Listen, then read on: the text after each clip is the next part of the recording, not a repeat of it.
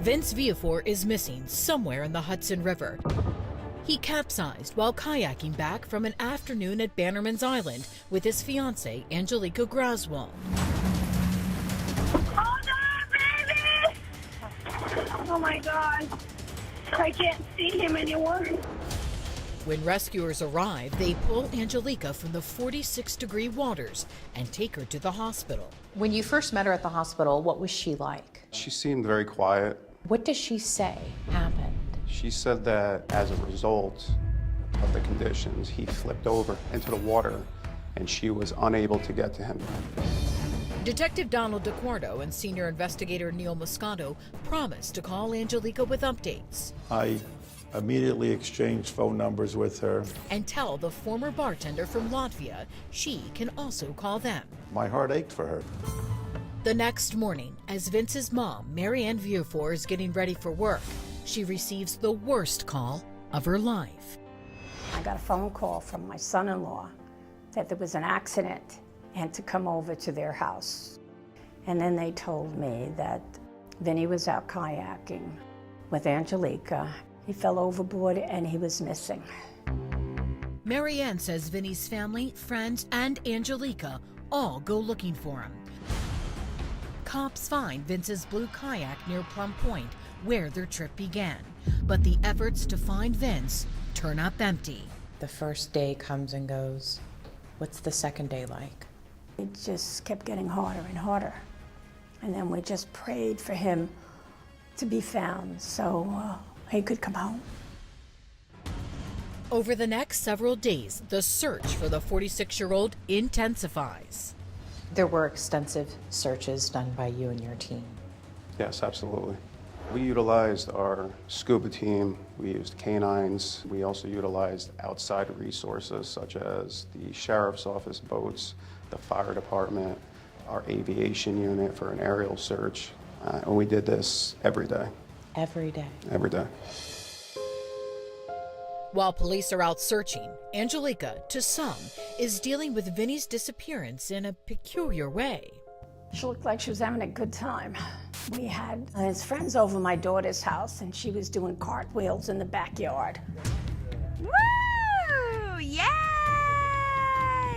Angelica was doing cartwheels in the backyard? Yeah, she was doing cartwheels. We're ready. Cartwheels and karaoke. Some of his friends got together at one of the restaurants, and she was there singing. They said having a good time, and they were all looking at her kind of strange, as this doesn't seem right. The social media, what was she posting? She was posting pictures of herself doing shots, smoking cigars, doing cartwheels. Just seemed like she was having a great time.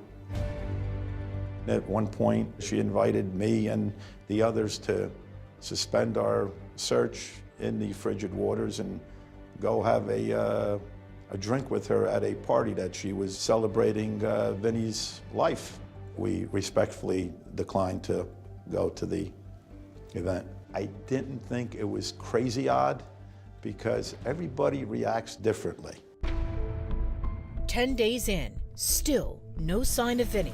So Moscato and DeQuardo, along with a third investigator, decide to take a trip to Bannerman's Island, hoping to find something they may have missed, something that can help lead them to Vinny.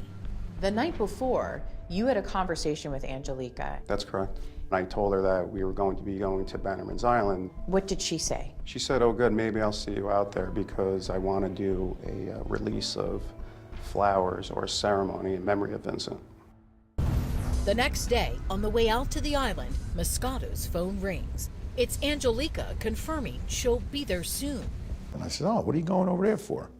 And she actually said, I'm going there to clean up. I'm like, going there to clean up? I said, what do you mean by that? She says, oh, I'm part of the Preservation Society over there. So I left off with her, okay, well, maybe we'll see you there later on. So we went to the island and we looked around, didn't really find anything. But I made the decision, I said, you know what, Angelica said she was coming over here. Let's give her a couple minutes and maybe we can just go over, retrace the steps. When Angelica arrives, Moscato suggests together they recreate what she and Vinny did that day. What happened? It was during that time that her behavior became very, very bizarre In my eyes, she was holding her stomach. She had 2 cigarettes in a matter of 20 minutes, and then she had to go to the bathroom. We asked her to bring us up to where they were on the island, and we began walking up the trail. And at that point, she's becoming visibly upset. She begins crying. You see some tears in her eyes. She was just not focused. She was all over the place. She was all over the place, to the point where I told her, Angelica, what is wrong with you? The investigators are about to get an earful. She begins to open up about her sex life with Vincent and how he made these sexual demands towards her and that it really, really bothered her. At that point, I put myself in Angelica's shoes. Would I really want to tell my sexual activity with my fiance to 3 state police investigators? So I said to her, listen, would you feel more comfortable just talking to one of us? She said yes. I asked her who, and she chose to speak to Investigator DeQuardo. So DeQuardo and Angelica walk away and find a spot to talk. What is she confiding in you at this point? She smoked a cigarette, and then she looks up at me and she says, you know about the plug, right? Coming up, She's like, he didn't have the plug in that kayak. and a question with a game-changing answer. I said, was there a point where you could have helped him or saved him, but you didn't? And she says, she looks up at me and she says, you know about the plug, right? And at that point, I didn't know what she was talking about. So I said, tell me about it. She said, he didn't have the plug in that kayak. And I said, is that why his kayak sunk? And she's like, yes. I said, did you take it out?